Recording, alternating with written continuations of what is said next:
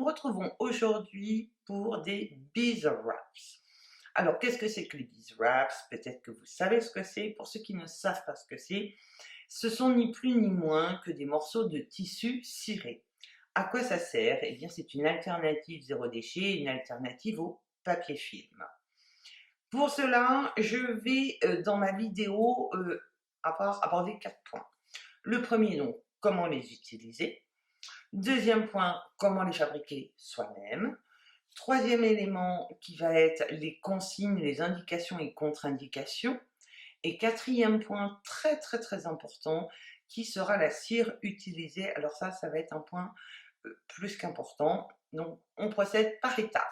Donc je commence. Vous allez pouvoir trouver comme ceci les beeswax qui se présentent. Donc là en plus, ceux que j'ai réalisés là sont vraiment en dimension de ce que vous trouvez aujourd'hui sur internet. Et c'est souvent, donc soit vous pouvez les trouver à l'unité ou sinon par lot de 3 au centimètre près, vous avez ces dimensions-là. Donc je vous laisse en image pour l'utilisation. Il suffit donc de poser votre feuille de tissu ciré sur votre récipient et avec les mains, vous allez venir positionner le tissu ciré. En fait, au contact, la cire au contact des mains chaudes va pouvoir garder la forme et ne plus bouger, vraiment avoir un côté un petit peu collant, mais c'est juste un positionnement.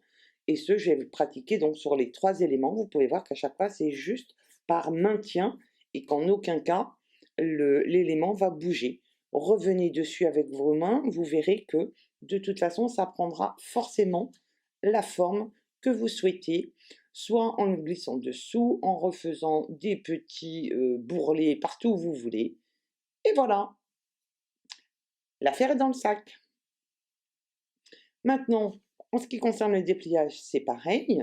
Une fois que vous enlevez votre tissu de votre récipient, il suffit juste avec les mains de pouvoir, en chauffant la cire, de pouvoir leur redonner la forme que vous voulez, soit comme ça, ou soit vous les plierez après. Vous venez de voir l'utilisation. En ce qui concerne la fabrication, je vais vous montrer comment les fabriquer maintenant.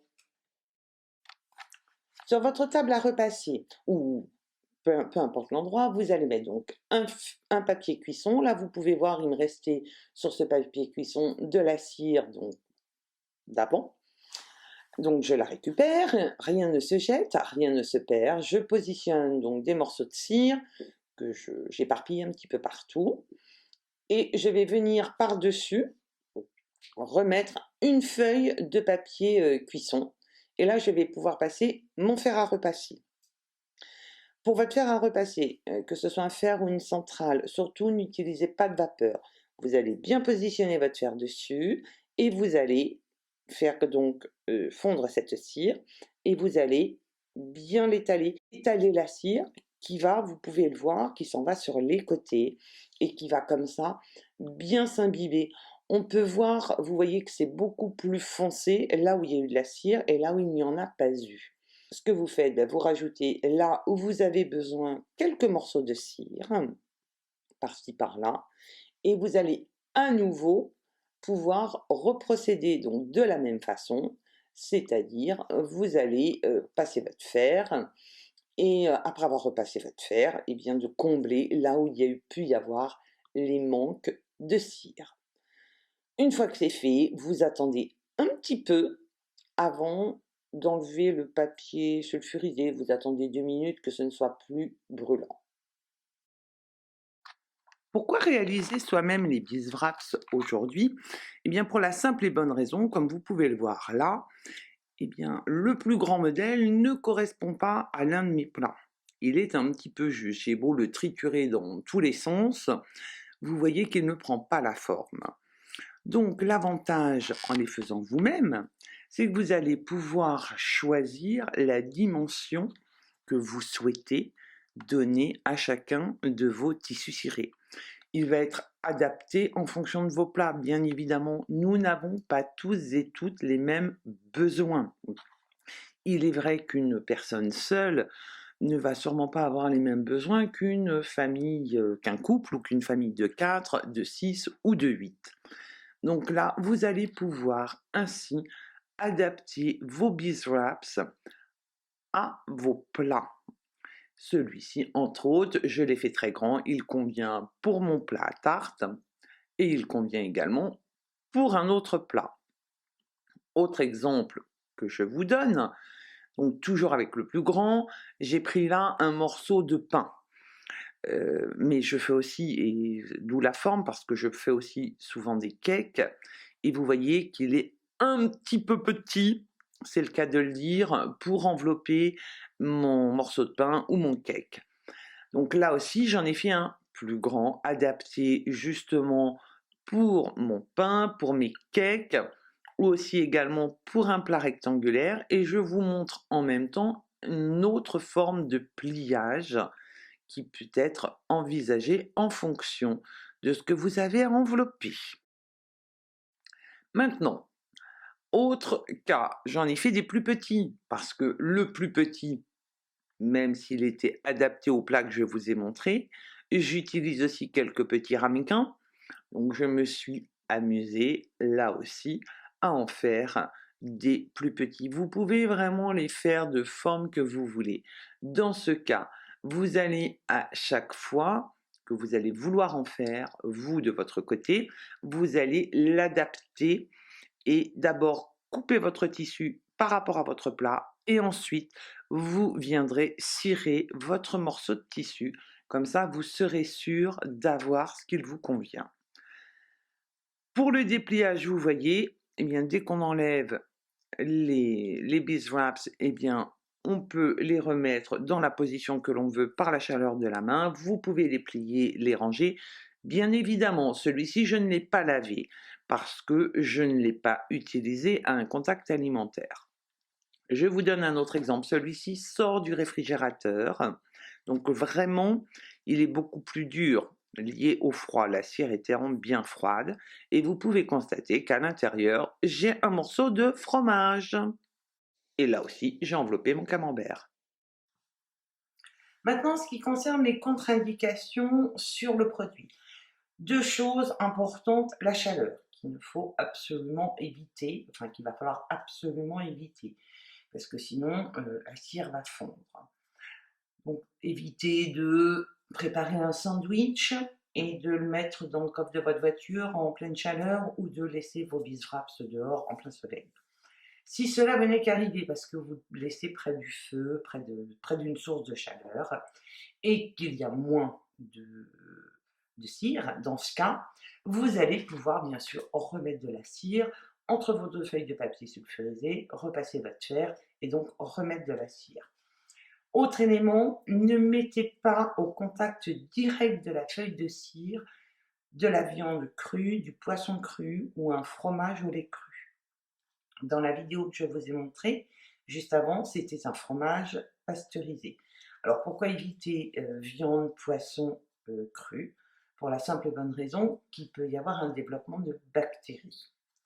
En ce qui concerne maintenant l'entretien, le lavage, ben, ça va être simple, à l'eau froide avec un petit peu de savon, de liquide vaisselle, ce que vous utilisez habituellement pour laver vos assiettes, vos verres. Si, comme je vous l'ai dit, ben, avec le temps, ça se détériore, il suffit de rajouter un petit peu de cire.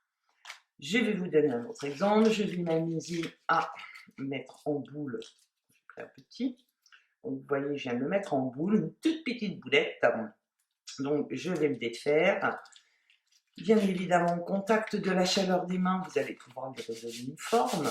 Mais parce que vous ne trouvez pas très joli qu'il soit complètement froissé, vous le tirez, normalement ça reprend bien avec la chaleur des mains. Mais qu'est-ce qui vous empêche ensuite de le passer à nouveau entre vos deux feuilles de papier sulfurisé et un petit coup de fer à repasser avec le temps. Vous avez là des éléments qui vont vous durer à vie. J'en ai fini avec les indications et contre-indications. Maintenant, en ce qui concerne, je vous ai abordé tout à l'heure le sujet en vous disant qu'il y avait une chose importante, c'était la cire. En effet, la cire d'abeille, qui va être utilisée pour les fers, est très importante. Je me permets d'en parler parce que je connais bien le sujet, dans la mesure où j'ai mes diplômes en apiculture, que j'ai des abeilles, donc je sais comment ça se passe pour la cire.